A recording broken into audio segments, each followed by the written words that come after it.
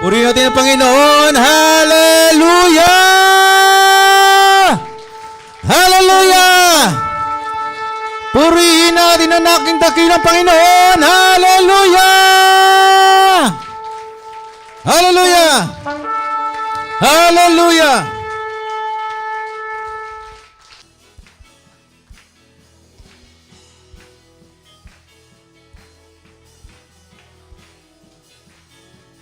We will sing, sing, sing, and make music with the heavens. We will sing, sing, sing. Grateful that you hear us when we shout your praise. Lift high the name. We will sing, sing, sing, and make music with the heavens. We will sing, sing, sing. Grateful that you hear us when we shout your praise. Lift high the name of Jesus.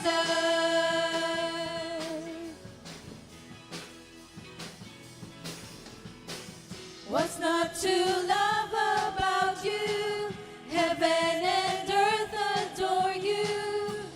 Kings and kingdoms bow down.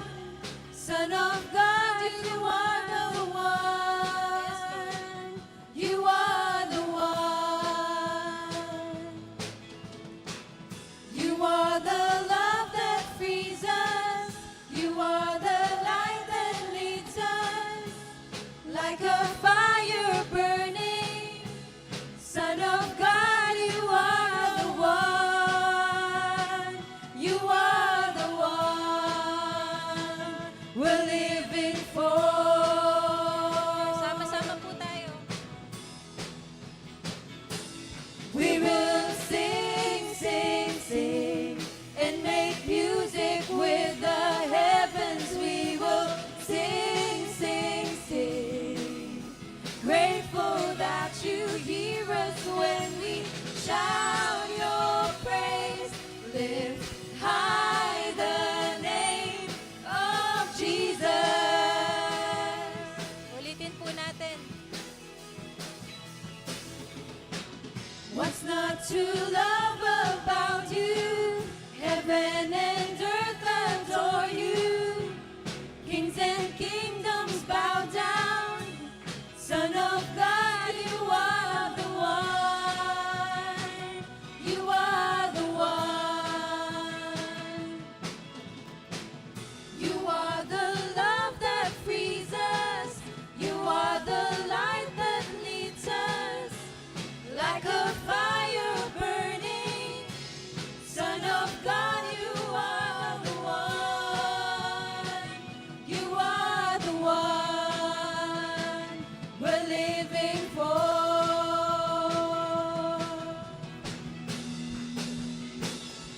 And we will sing, sing, sing, and make music with the heavens. We will sing, sing, sing. Grateful that you hear us when we shout your praise. Lift high the name. We will sing, sing, sing, and make music with the heavens. We will sing, sing, sing. Grateful that you hear us when we shout your praise. Lift high the name of Jesus. Buksan po natin muli mga kapatid ng ating Biblia doon sa Matthew 15. Actually po, ang pwedeng sakupin itong ating pag-uusapan ay pwedeng magsimula doon sa verse 10 hanggang 20. Pero sabi ko kanina, bago po tayo magsama-sama, ay pakisama na po sa pagbasa, pagtunghay natin yung mula sa chapter 1. Kasi makita po natin yung issue na pinasimulan dito sa chapter 15, doon sa verses 1 and 2, may kinalaman doon sa, sabi niya, why do your disciples break the tradition of the elders?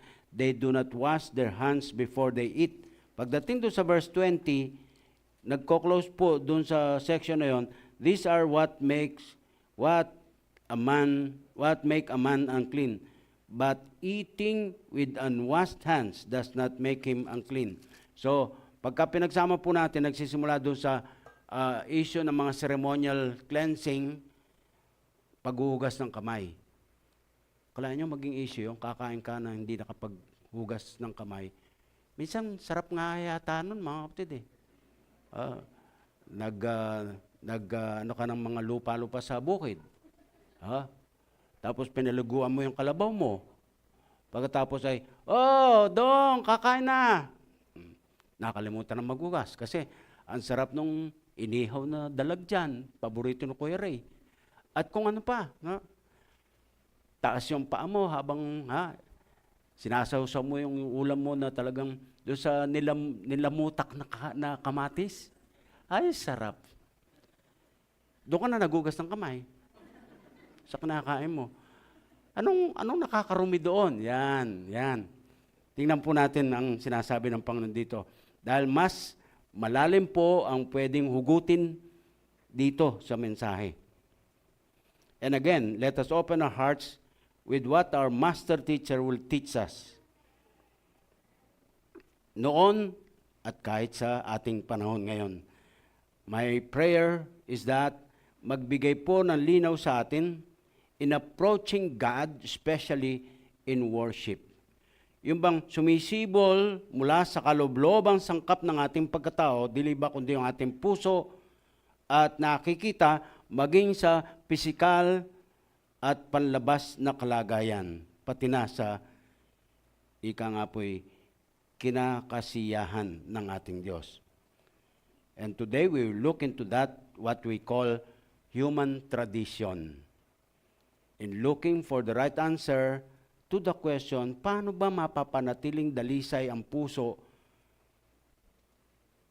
doon sa pagkakaugnay sa ating Diyos at walang bahid ng anumang karumihan sa pagsamba sa Kanya.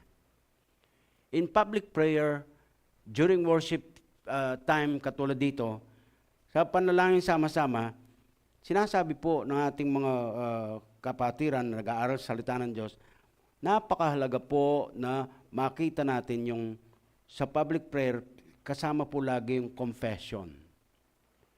Yung bang paghingi ng tawad sa Panginoon Diyos, sa lahat ng pwedeng nagagawa natin, mga araw na nagdaan bago itong ating pagsasama-sama. At ang pagkumpisal po ay address to our God, and then sabi po ay yung ginawa ni Kristo doon sa krus, naghugas, naglinis, yun po ay magkaroon ng bisa kahit sa pang-araw-araw nating buhay. Ang main idea ng message natin, mga kapatid, the Lord Jesus is more interested in the heart. The Lord Jesus is more interested in the heart than outward manifestation of some arbitrary, rule-driven form of righteousness. Naggagawa ng mga panuntunan, ng mga batas, sa pag-akala ito yung buhay katwiran na mabubuo.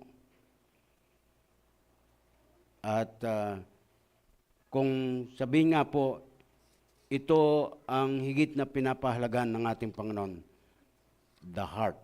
The heart. Ano nga po itong senyal na to? Ano yung senyal na to? Art. Yan. Nagkakaintindihan kagad tayo pagka ganun, ano ho? Yung mga tradisyon kung tawagin, yun daw po yung mga nabuo na mga palagay, mga opinyon, mga nakagawian na naipapasa sa alinlahi na nag-evolve o na-develop gradually, unaware na ito ay it may contradict if not negate what is in the scriptures. Ito po yung tinatawag nating human tradition. Nangyayari parang kung di natin ipinapantay, parang nahihigitan pa sa Biblia, sa pahayag ng Panginoon. Ito ang salita ng Diyos, Ito ang nakaugalian, ito yung nakalang pwedeng gawin, pero nangyayari po parang kapantay na lang ng ang Biblia, kapantay na lang ng tradisyon o kaya naangatan pa ng tradisyon ang Biblia.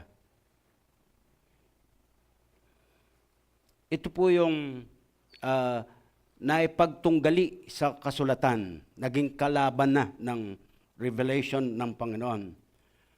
Paano po ito nangyari? Sa unang bahagi ng teksto, Matthew 15, verses 1 to 9, mababasa po natin ang pagkaalam o nababalita na po yung ukol kay Lord Jesus at kung anong kanyang ginagawa sa paglibot niya sa mga lugar-lugar. At yung pong mga eskriba at mga fariseo, nagmula po sa Jerusalem, naglalakbay, para po makita siya at tanungin siya sa kanyang mga ginagawa.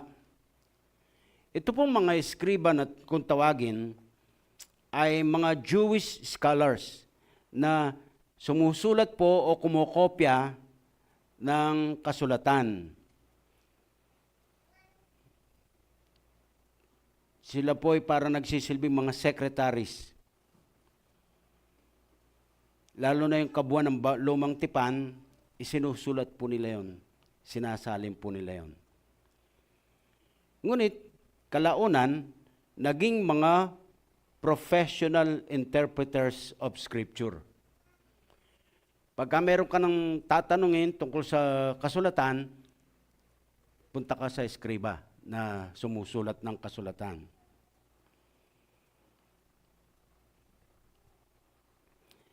At yung mga Fariseo naman ay ito po ay isang religious order.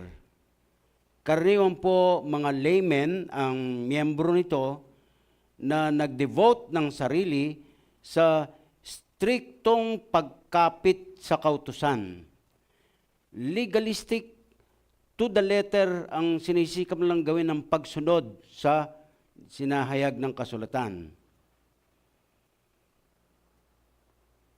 Ang nangyari po, sa sobrang ka-striktuhan, napagpapalit po yung major at saka yung minor na mga kagawian na pwede pong sakyan sa pagsamba kay Lord.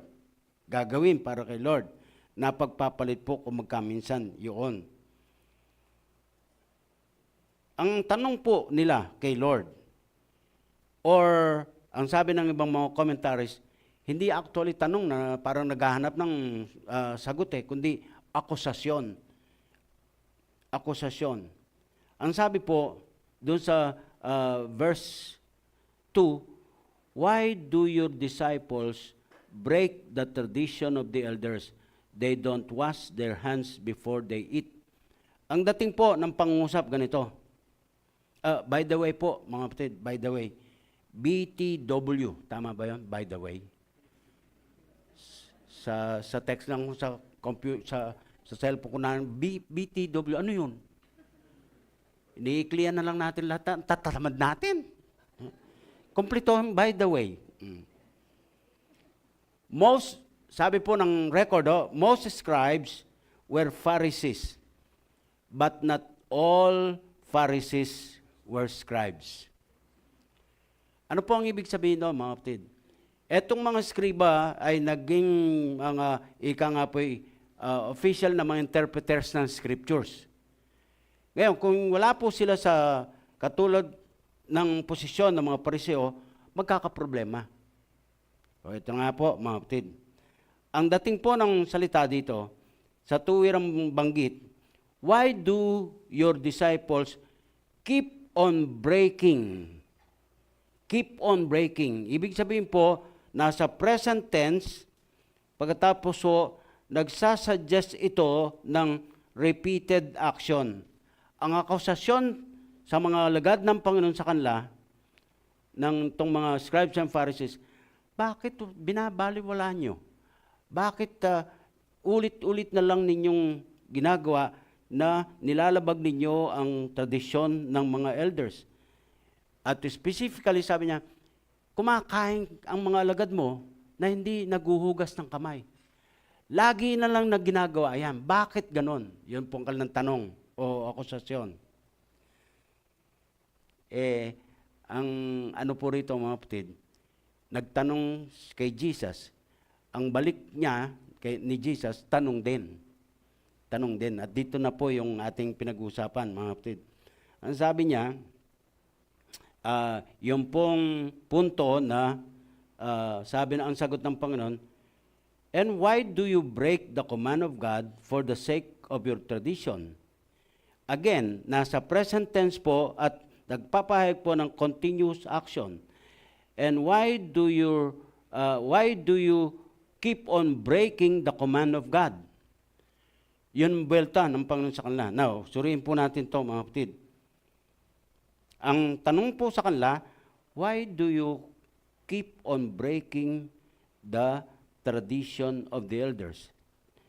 Ano yung tinutukoy na tradition of the elders? Lalo na po, sabi niya, kumakain, di naghuhugas man lang ng kamay. Yung tradition of the elders, ito daw po ay body of oral literature, sinusulat, that grew out of a desire to expound the written law and apply it to new circumstances. Maganda, na yung inakalan lang pwedeng gawin tuloy-tuloy, isusulat po nila para lalong mapaliwanag yung kasulatan at magkaroon ng application sa mga bagong pangyayari. This growing body of oral tradition reaches back to at least to Ezra in the 5th century BC. Ang haba na ng pinanggalingang pinagmulan po nito, panahon pa ni Ezra sa Lumang Tipan.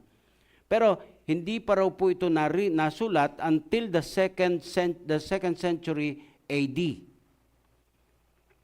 Ang mga eskriba at mga pariseo considered it to be as binding as the written law itself.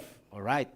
So ito po yung mga kaugalian na binubuo, sinulat, na inakalang dapat na panatilihin, gawin.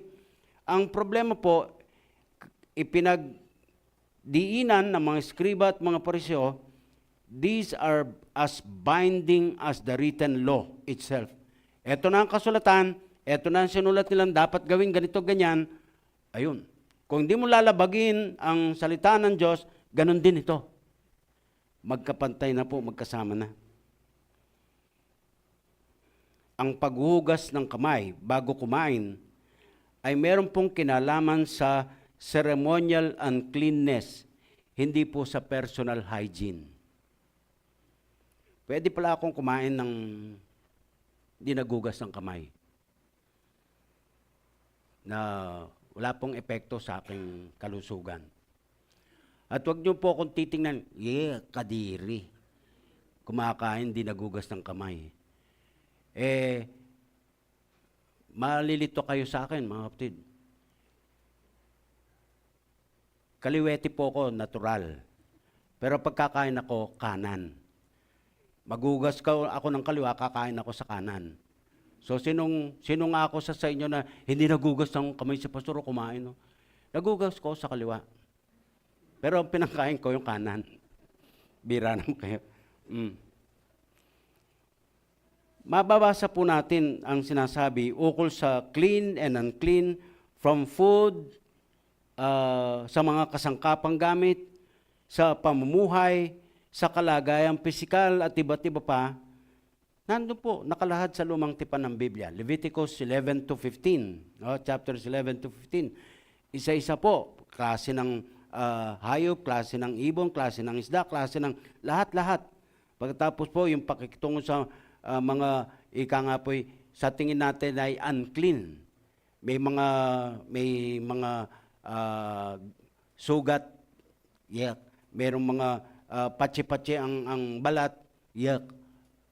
Ang idea po, ayaw tayong malapit man lang sa kanila. At specifically sinasabi po, madikit ka lang sa suot ng mama o ale na parang unclean. Hawa ka na. So bago ka pa magkikilos sa bahay mo, pag-uwi mo, dapat ligo ka. At yung mga iba-ibang mga kalagayan po na specifically nilad po doon, makikita natin, mga kapatid. Pero ulitin natin, hindi po yan issue ng personal hygiene. Tungkol po yan sa ceremonial uncleanness. Yung pong pinaka punto nito, yung pinaghuhugutan po ng lahat ng ito. Ang mga Hudyo, in general, hindi po nakikipag-ugnayan, wala pong relasyon, wala pong pakialam ang Hudyo sa mga Hintil. Ang Hudyo malinis, ang Hintil, anumang lahi, ay marumi. So basically, ang pinag-uusapan po dito, paano tayo makitungo sa ating kapwa. At anong kinalaman nito sa pinakadakilang utos ng Panginoon? Ano pong pinakadakilang utos ng Panginoon? Love the Lord your God with all your heart, with all your soul, with all your mind. And then, sabi niya, and this is the second, love your neighbor as you love yourself. At dito po, may example dito. Binigay siya, mga kapatid. Yan, tuloy lang po natin.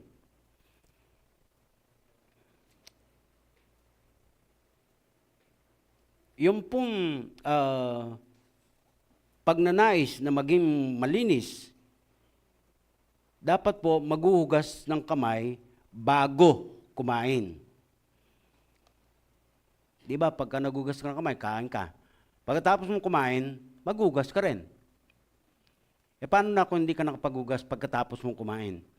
Hindi po yun ang issue dito. Ang issue dito, bago ka kumain. Now, hindi po lahat ng kultura sa mundo ay ganon. Kinapopalooban po kasi ito ng pagbubuhos ng tubig sa mga kamay. Halimbawa, ito, maghuhugas ako. Pagbubuhos ng tubig sa kamay, with the fingers up, nakapataas po ang posisyon ng aking mga daliri. So, the uncleanness ay dadaloy po hanggang sa pulso. So, pag nagugas ako, pataas ang aking mga daliri, para ang tulo ng tubig hanggang dito sa aking pulso. Ulitin po yon. This time around naman, pababa ang lagay ng aking mga daliri. So, hanggang dito lang po yan. So, nalinis na. Paano ngayon yung the rest of my hand? Ang gagawin po, with closed fist, di malinis na po ito, malinis na ito. Ito na ngayon ang maghuhugas, maglilinis. Yan. Ganun kametikuloso. Kaya, ibig sabihin po, public display yung paghuhugas ng kamay. Makikita, ipakikita kasi parang mag-observe na yung katabi mo kung naghuhugas ka ng kamay. Kung hindi ka naghuhugas ng kamay, hindi ka tatabihan sa pagkain. At titingnan yung ano yung kinakain mo. Kung klase ng karne, bawal baboy. Nasa Bible po yun, nasa Bible. At kung ano pa, o kaya po yung mga pinggan o mga kasangkapang gamit. At sabi nga natin, madikit ka man, nako, medyo na madideklara ka rin na unclean. So, mga kapatid, lumalabas po, ganun po ang mangyayari. However, higit pa sa malinis na bago kumain, naghuhugas, higit pa doon sa uri ng kinakain, yung ano yung sabi ng puso mo sa yung kasamang kumakain. Kung ikay hindi kumakain ng kinakain ng katabi mo, ano? Issue ba yon? Pero ang puso, anong sinasabi sa bagay na yan? At ang example po sa 10 utos dito sa sagot ng ating Panginoon, ay yung sabi ng verse 4. Wika po nito, "For God said, honor your father and mother, and anyone who curses his father or mother must be put to death." Alam niyo po, may paglabag po sa utos na ito. At sa lista ng 10 utos, nagigitna po ito. 5 utos po ito sa 10 utos. Na kumbaga po, ang 10 utos ay parang yung na-fold na pintuan, ito pong 5 utos ay nagsisilbing bisagra. Yung unang 4 na utos may kinalaman sa relasyon mo sa Diyos. Yung 6 na utos ay may kinalaman sa pakikipagkapwa. At pagka po na baliwala yung gitnang utos na yon, honor your father and your mother, magbubunga po yon ng paglabag pati na doon sa mga the rest of the list of the commandments. Meron po silang ugali sa panahon ng Biblia na ang tawag po ay korban. Korban. At ayon po sa example o tanong ng ating Panginoon sa kanila, sa verse 3, "And why do you break the command of God for the sake of your tradition?" Kasi nga po, iwas pusoy kung tawagin, yung korban, ang gamit po nila, ginagamit po nilang palusot sa dapat nilang ginagawa, partikular sa kanilang mga magulang. Ang korban ay isang practice ng devoting things to God and thus making them unavailable to others who might have a legitimate claim on them. Ito po'y solemn oath that strict scribes said could not be broken under any circumstances. So, ang sabi ng utos, honor your father and your mother. Ngayon, meron kang pagpapalang tinanggap. Tapos, sinabi mo, dineklara mo ito ay korban. Para makalaya ka, makaiwas ka doon sa pwedeng tulong mo sa iyong magulang. Dineklara mo na korban. Para kay Lord ito. Naalala ko po na sa kagustuhan ko nga na sumunod sa tawag ng Panginoon, hindi nga po ako nagpaalam na sa aking mga magulang mag-enroll sa Bible School. Ang isa pa lang, nung aking binubulay-bulay ito sa mensahe, na-realize ko, ang isa pa lang pwedeng laman ng isip ko noon, iwas pusoy po ko sa pwedeng responsibilidad na iatang sa akin. Ako po ang nagsisilbing panganay sa 8 magkakapatid. Tutulong na kaagad ako sa aking mga magulang sa pagtaguyod ng pamilya namin. So, sa halip na ako'y mag-Bible school, ay magtatrabaho ko. At tinutulungan naman ako ni tatay para mangyari po yon. Ang unang kursong kinuha ko sa college sa UE ay secretarial course. Natuto po ako mag-type. Talagang pabilisan ang pagta-type. Nagsisimula pong mauso nun yung IBM na siya pong pinakano ng computer. Abay, unti-unti po, nahihilig na ako. Tinawag ako ng Panginoon sa isang youth camp. Nasa isip ko, parang ganito pala. I declare myself korban. Dedicated to the Lord. So, nag-aral sa Bible School, hindi ako nagpaalam. Kasi kung magpapaalam ako, baka hindi ako payagan. Marunong pa kay Lord. Yan lang po, tangi sa biyaya po ng Diyos. At the rest of my story, alam nyo na po, first semester, hindi po ako nakauwi ng bahay. Dahil nagalit po yung aking magulang sa aking ginawa. Nung ako'y humingi na ng tawad, umuwi ako at naglakas loob na humingi ng tawad na lumuhod sa harapan ng aking ama. Tsaka lang po, nagkaroon ng kaayusan ang lahat. without knowing na narinig ko na lang, sinasabi po nila, alam mo ba, ang tatay mo nagmamalaki na meron siyang anak na magpapastor? Tsaka lang po lumuwag ang kalooban. Mga kapatid, ang sabi ng mga scribes and Pharisees, hindi dapat malalabag, hindi dapat na baliwala itong nakaugalian na to, nakasanayan na to.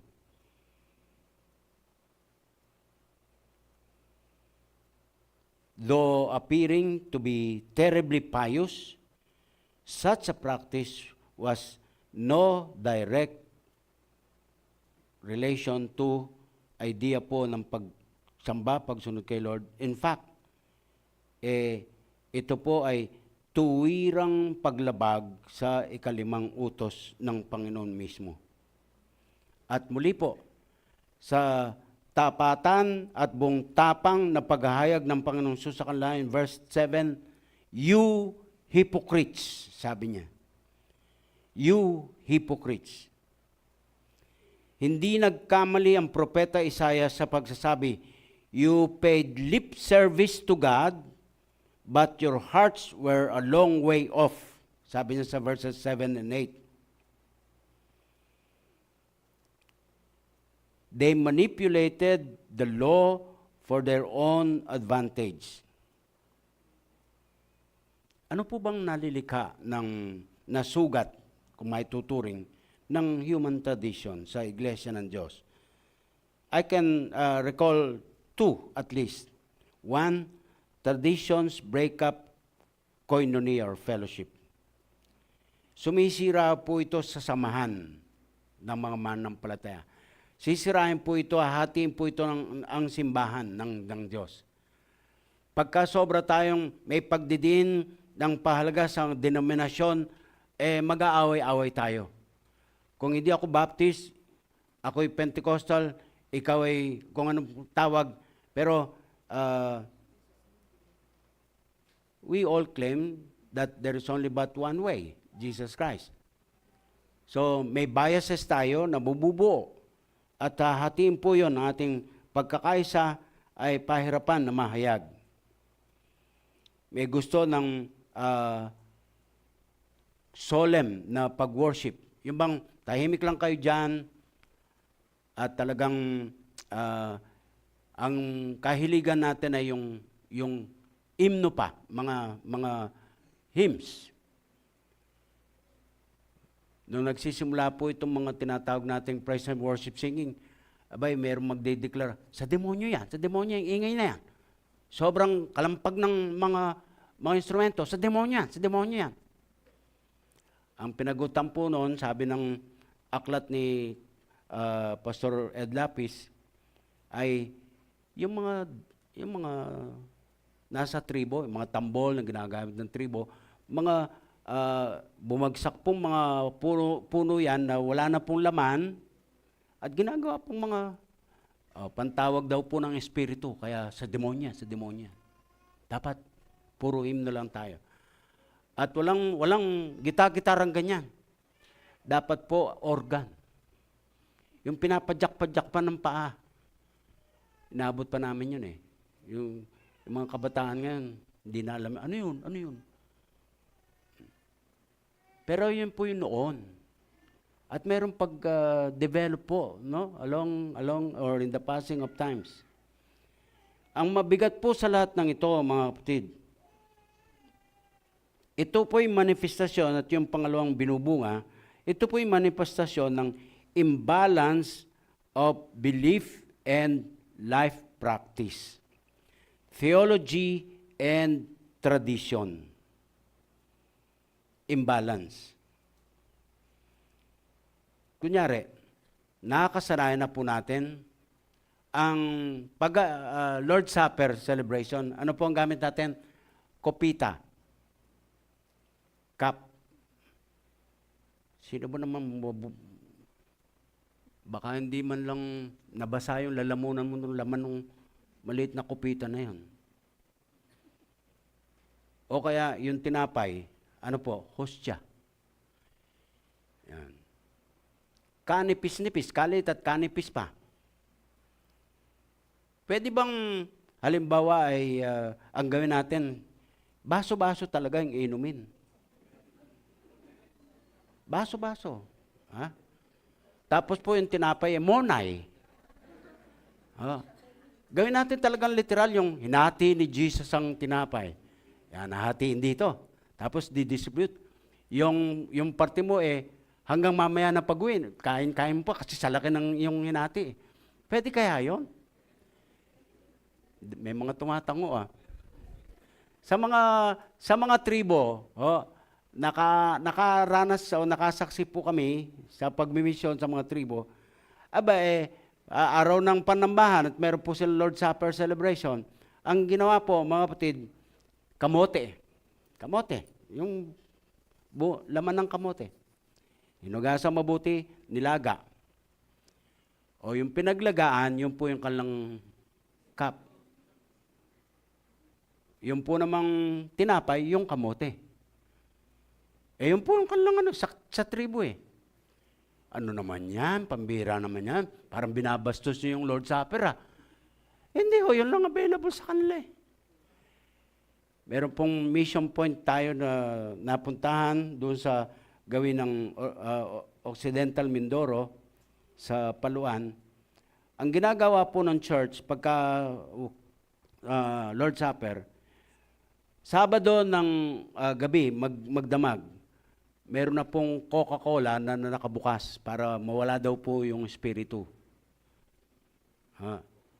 At yung po yung gamit nila kabukasan sa Lord's Supper. Tapos yung tinapay, as in talagang tinapay. Kung ano mabibili po doon sa bakery na malapit. Ganun ho. Dito sa atin, meron po ako napagsalitan church.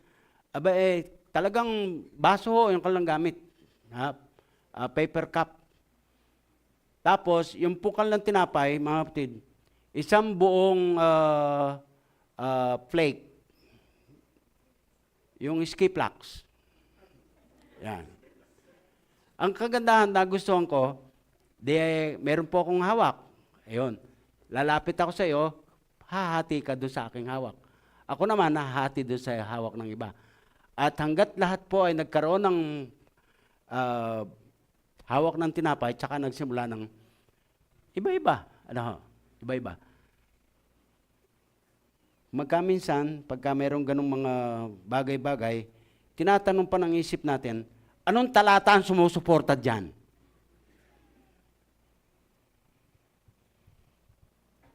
Sa bautismo. Ang ating pong pinanindigan as a church, lubog. Gamit doon batay sa gamit na salita, immersion. Now, mayaman tayo sa tubig, kaya pwedeng lubog, hanggat maaari lubog. Hindi po naman tayo sarado doon sa buhos at saka wisik. Yan. Sa tagal po ng aking paglilingkod bilang pastor, sa aking pagkatanda, 2 beses pala po ako nakaranas ng pagbabautismo ng buhos. Buhos. Sa Baguio pa ho yun? Baguio. Kasi nag-youth camp po yung church na pinapastora natin ng panahong iyon. At doon na po sinama yung bautismuhan. Ang nangyari, mga kapatid, yung isa sa mga kababaihan na babautismuhan, dinatnan ng kanyang monthly visit. O di, nag-beg off siyang immerse. Sabi ay, pwede namang sa buhos. O di, nabautismuhan din. Yan. Now, ito po, mga kapatid.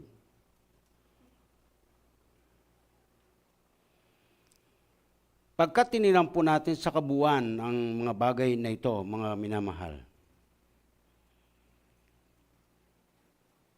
meron pong rebuke sa atin with this premise in mind.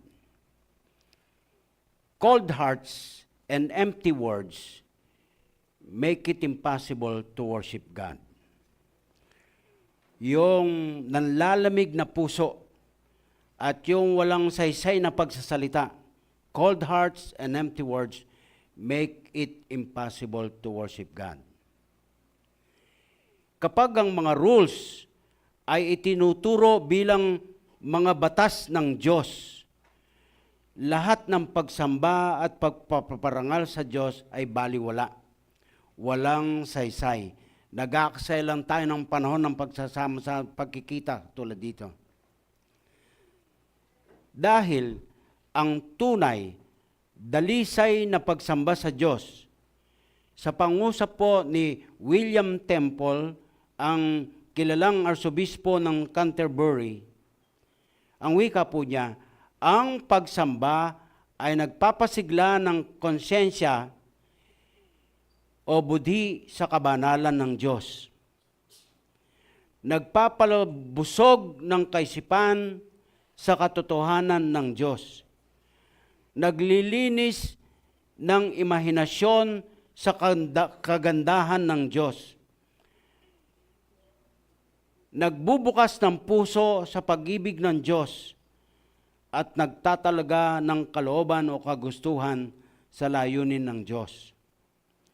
Worship is quickening the conscience by the holiness of God, feeding the mind with the truth of God, purging the imagination by the beauty of God, opening the heart to the love of God, and devoting the will to the purpose of God. To William Temple, that is worship. So dapat galing sa puso, may alab. At kung ano po ang laman ng puso, siyang inihahayag ng mga labi, ng bibig. At kapag ka, sa ganito pong kalagayan, natin maunawaan ang ginagawa natin, maamin natin, tila kakapusin tayo doon sa ideyang, do we really worship the Lord? So sa verse 10, sinasabi po ng Panginoon, tinawag niya ang crowd, lumapit sa kanya, at binigyan sila ng babala na pakinggan na lang mabuti ang susunod niyang sasabihin. Sa tuwirang pong salita, sinaad ni Lord Jesus in verse 11, ang wika po rito, mga kapatid, in verse 11, yung what goes into a man's mouth does not make him unclean, but what comes out of his mouth is what makes him unclean. Hindi raw po yung pinapasok sa bibig, kundi yung inilalabas sa bibig ang nagpaparumi sa tao. What goes into a man's mouth does not make him unclean, but what comes out of his mouth, that is what makes him unclean. Aba, lalabas po, tila sasalungain nito yung buong sistema ng Jewish ritual practices. Binulabog po, kumbaga, ni Lord Jesus yung basic idea of what religion is. Pero sa pangkalahatan, ang pinupuntusan po ni Lord Jesus dito ay the ultimate source of defilement is the heart, not the diet. At doon sa kabilang pahayag ni Marcos sa paksang ito, doon sa Mark 7 verse 19, meron pong nilagay na parang parenthetical na statement na sa panaklong. Nasabi ni Lord Jesus, ang sabi po ay, dineklara ni Lord Jesus by this statement, dineklara niya, all food is clean. Pwede nang kainin lahat, sabi niya. Ngayon, ang reaksyon, verse 12 hanggang 14. Sabi ng mga alagad, do you know that the Pharisees were offended when they heard this? Nakaka-offend yung sinabi Lord sa kanila. Pero sinabi ni Lord eh. Ibig sabihin po, mga kapatid,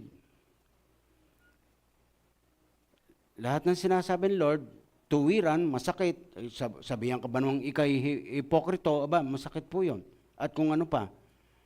Pero sinabi po ni Lord John, no? O kaya po, nagbibitray po yon ng timidity ng mga alagad. Ayaw nilang makakasakit ng damdamin ng kapwa, lalo na mga religious leaders.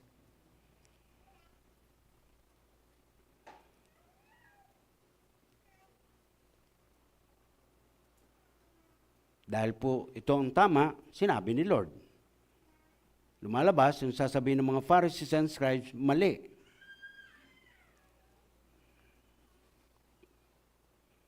Kaya ang sabi ng Panginoon every plant that my Heavenly Father has not planted will be pulled up by the roots.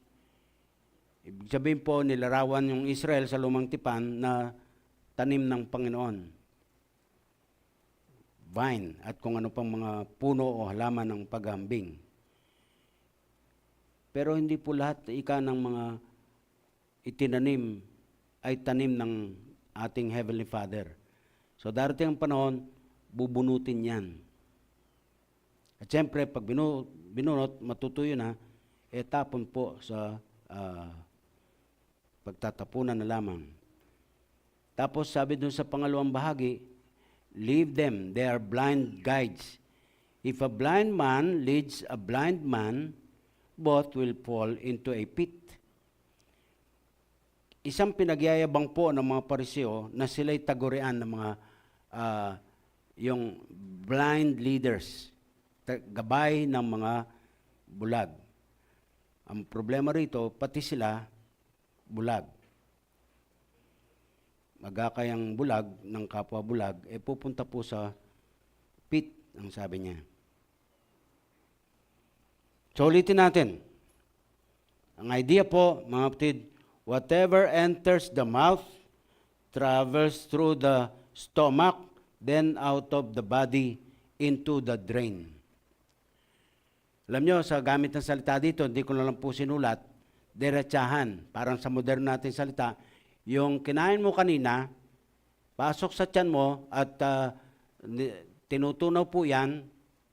Tapos po, mamayang hapon, medyo hindi ka makalakad ng ayos dahil medyo ang tiyan mo ay gustong yan. At maghahanap ka ng kubeta. Yan. So yun po yung process. Yung pinasok mo, lalabas din. Hindi nakakarumi yun, sabi niya. Ang nakakarumi, yung galing sa salita, sa bibig. Yung galing sa bibig, dito, sa puso. Yan po ang nakakadumi sa tao. It is what comes out of the mouth that defiles, because it originates in the heart.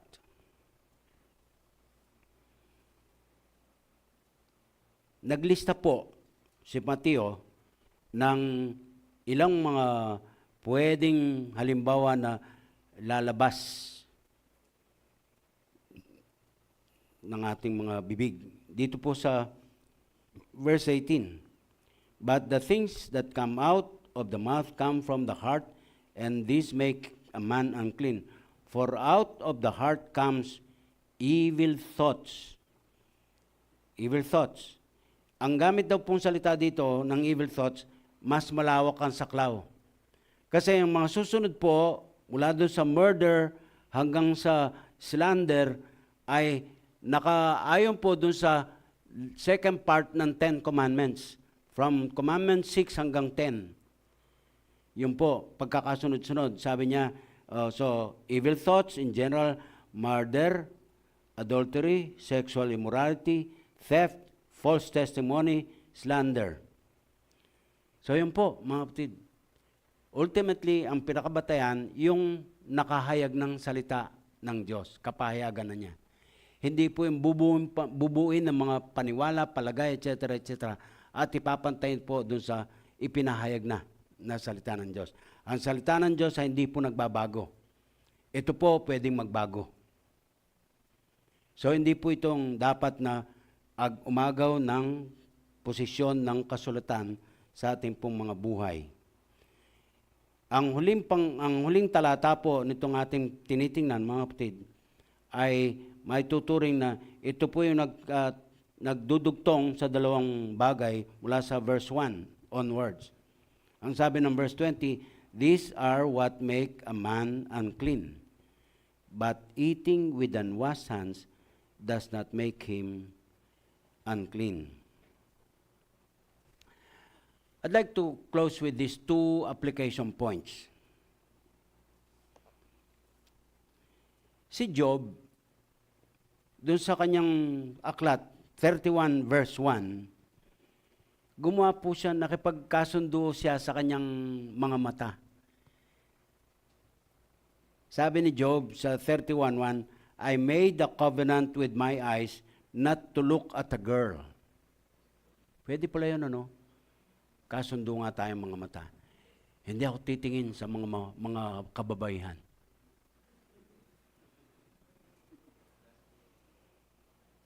Ngayon, gawin natin, by way of application, why don't we make a covenant with our tongue, with our mouth, not to sin with it against God? Practical. No foul language. No backbiting.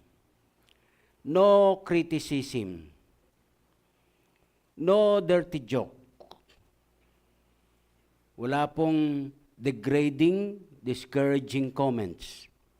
Instead, edifying, yung nakaka-build up, nakakapagsigla ng kalooban. Pagpupuri, matamis na mga pangusap. Make a covenant with our tongue, with our mouth, not to sin with it against God. Wala po yung pagka nagulat kay kung ano na ng mga nasasabi mo. Wala po yung kaharap mo siya ngayon, "Hoy, ang ganda mo ngayon ah." Pagtalikod na niwala naman. Tapos na po yun. Tapos na po yun. At hanggat maaari po, maka-encourage sa iba yung sasabihin ng ating mga bibig. Pangalawang application point. Naalala niyo yung nangyari kay David? Nung siya magkasala ng kanyang angkinin yung asawa ng may asawa, si Bathsheba. Tapos po nagkaanak, tapos namatay yung anak, etc., etc. Sinulat niya ang Psalm 51 bilang awit pagsisisi. At doon sa talatang 10 at saka 17, gamitin po natin ang pahayag na ito. Magpasiyasat sa Diyos na nakakakita ng laman ng ating puso. Anumang karumihan, palinis natin. Palinis natin sa Kanya. Ating ikumpisal, anumang karumihan, at talikuran ng lubusan. Ayusin ang lagay ng puso to God Himself, first of all, and then sa iba. Doon sa mga quote-unquote hentil sa tingin mo. Yung hindi bagay na makatabi mo lang sila, muwan lang sila. Ano po ang sabi ng verses 10 and 17 ng Psalm 51? "Create in me a pure heart, O God, and renew a steadfast spirit within me." 17. "The sacrifices of God are a broken spirit, a broken and contrite heart, O God, you will not despise." Manalangin po tayo. May pagkakataon po, Panginoon, hirap po kaming harapin ang matigas pa sa bato na katotohanan. Sa sinasabi ng iyong mga salita. Mabasa pa lang namin, nagre-react na kaagad ang aming isip. Nagbubuo na kami kaagad ng parang palusot na hindi namin magawa, hindi namin masunod. But God, more than any form, more than any man-made rule, nandyan po ang salita niyo. At katulad sa mensahe namin narinig sa mga nagdaan, tulad nung linggo, ang isang nagpapahirap sa amin, yung pagsuway, hindi namin basta nasusunod. Kaya nahihirapan kami. Pero sandaling masunod po namin, nandiyan na. At napapasaya ka namin, at mentras ka namin napapasaya, gumagaan ang aming dalahin. Panginoon, marapatin niyo po. This would not remain laman ng aming mga notes or basta narinig namin, kundi sabi niyo nga through James, hindi sapat yung aming pagkarinig. Kailangan aming gagawin. For your glory, in Jesus' name. Amen.